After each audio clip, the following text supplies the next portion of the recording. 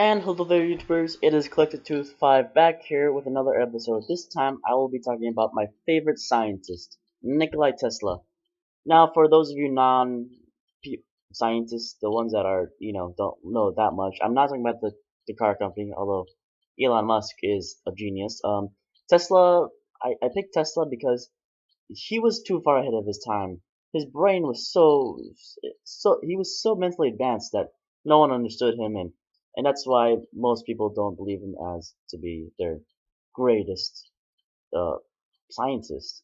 Now, another thing, he's very mysterious. There's a lot of his inventions are mysteriously amazing, and even to our standards today, I mean, you'll see what I'm talking about later on in this episode.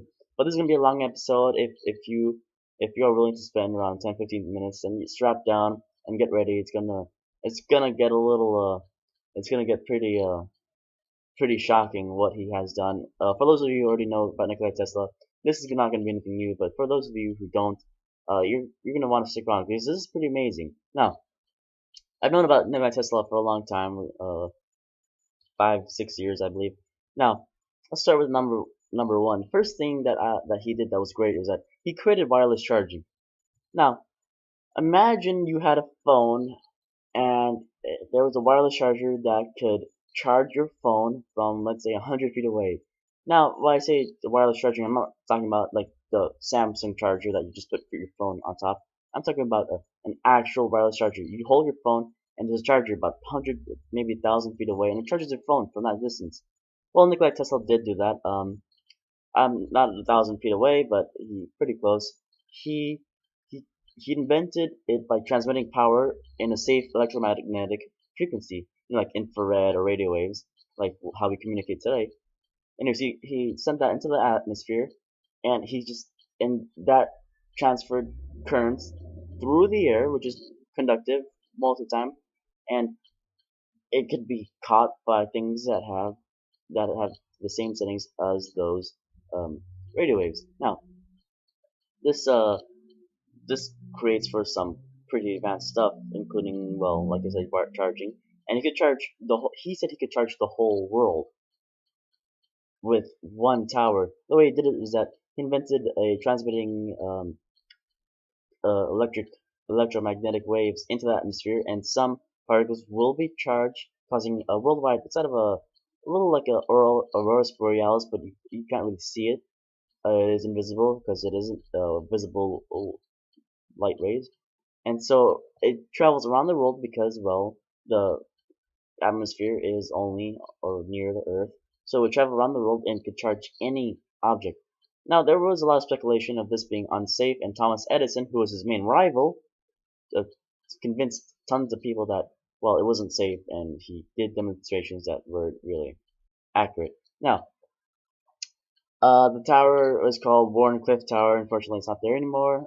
He almost built it, but his um his sponsor, JP Morgan, kind of told him not to because he was going to give away free electricity. Tesla was trying to give away free electricity.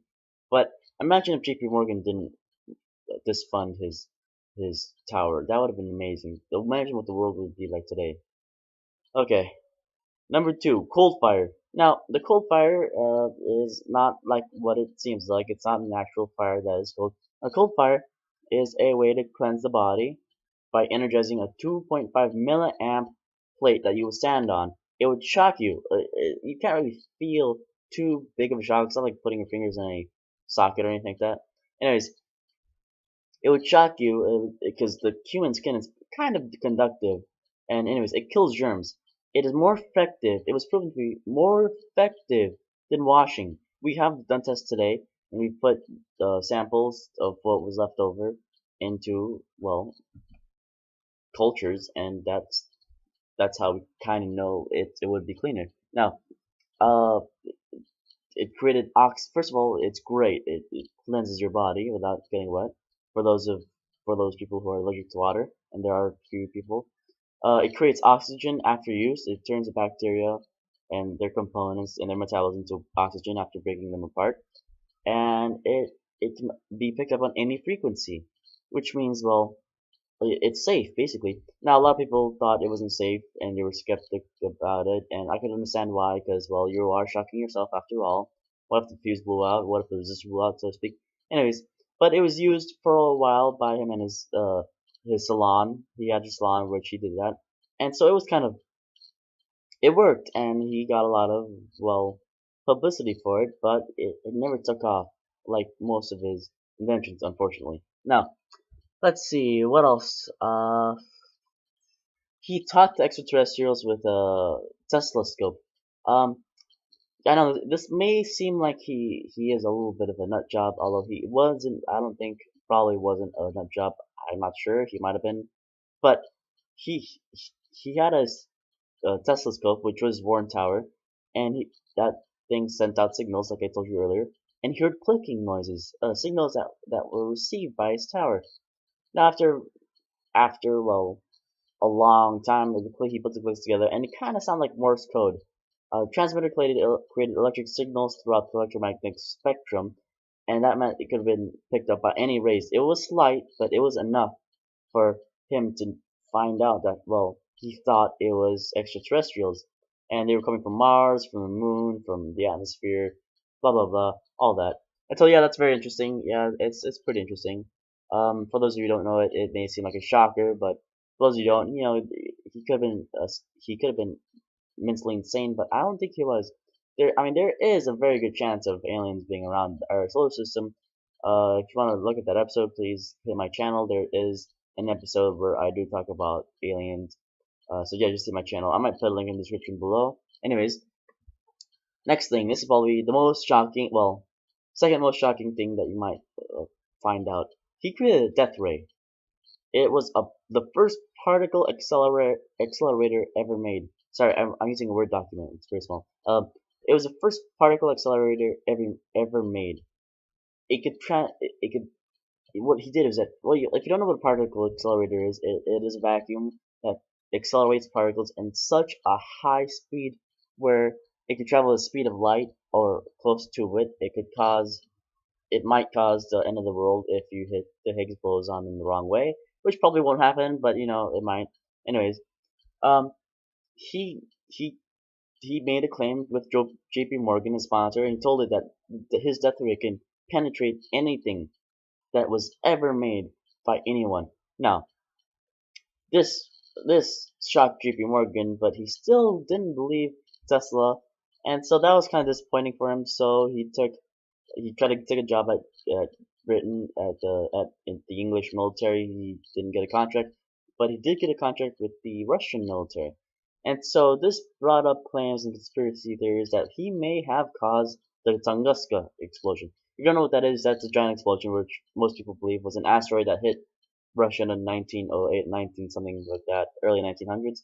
And many people believe it was actually Tesla's, well, death ray. The explosion was so large it created a crater about, I believe, a mile wide. It exploded while it was still in the air, so that was good. Um, anyways, so yeah, the death ray was it was a pretty good invention. It has never been truly recreated. Not even the particle accelerators today have recreated that. However, we have been using not death rays, different kinds of rays, electromagnetic rays, to take down airplanes, missiles, and they are on our destroyers, our aircraft carriers. So we kind of stole his little bit of his technology, but he still created the first thing, and we still haven't been able to create something that was that good. I don't think. I mean, the U.S. government, you never know what they might have come up with. I believe they probably have one of those, but anyways, the next thing, he created alternating current. Now, this is the war of the currents, a war between Tesla and Edison.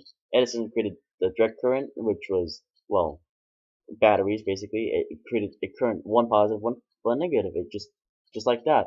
Now, uh, eventually Tesla won the war with alternating currents, which means that the currents alternated. There's no one positive, one negative side. It alternates. It switches back and forth. Now, the great thing about this, and the reason he won the war, is because he could control how many volts come out of it, which is amazing because, well, you can't do that with direct current. That's good because you don't fry things, you don't certain objects, certain electronics require more or less volts, and so you don't need a transformer at every outlet, turning down the voltage. Now, this caused for this created some great reasons. This is why so many people use it, because, well, first of all, you could find out how many volts you need, and it could automatically change to that amount of volts because of your fuse or your resistor. Now, another thing is that alternating currents, because of that, you could send it down power lines. You could send the current down power lines for long, long, long distances. That's what the power lines you see around or down below is just alternating current, and so it can travel long distances without losing a lot of current, a lot of electricity, unlike direct current, which well doesn't. Now, what else has he done? He's done a lot of stuff. Here we go. He has created the Tesla turbine, to compete with the piston engine, which was a new thing when he was around. Tesla created a turbine. It was created by discs, um, which were either flat discs and he had about 10 or 20 of them into a tube where compressed air or compressed gases or a vacuum on the other side would create resistance and create friction among those discs, which would turn them at I'm talking about high speeds, outputting tons and tons and tons of torque and and at amazing RPMs because, well, there's not a lot of resistance. Now, first of all, there are no extrusions, so it could turn at extremely high RPMs, more so than um, gas engines, and it rivaled electric motors, which was another one of his inventions. Now, today, let's give you about a little background information about engines today. Today, engines have 42% fuel chemical to kinetic energy efficiency. That's the amount of